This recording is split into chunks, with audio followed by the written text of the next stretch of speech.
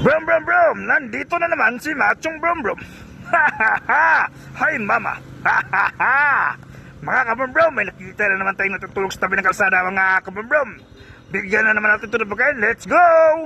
Punta tayo sa McDo mga kabrum brum para bumili ng pagkain para ibigay doon sa natutulog sa tabi ng kalsada.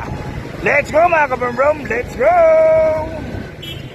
Dito na tayo sa may McDo mga kabrumbrum. Bibili na tayo ng pagkain para ibigay doon sa natutulog sa tabi ng kalsada. Let's go mga kabrumbrum, pasok tayo, let's go. Dito na tayo mga kabrumbrum, bibili na tayo ng pagkain, let's go. Ito na mga kabrumbrum, nakabili na tayo ng pagkain sa McDo. Ibigay na natin to kay tatay na natutulog sa tabi ng kalsada. Let's go!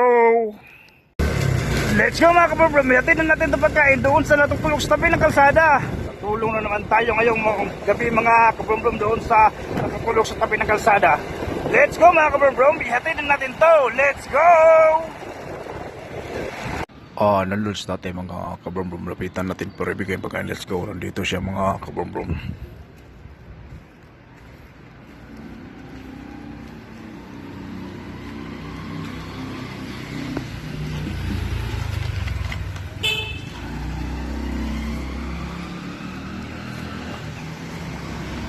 Let's go mga kabrumbrum. Nabigay na natin pagkain kay tatay, let's go.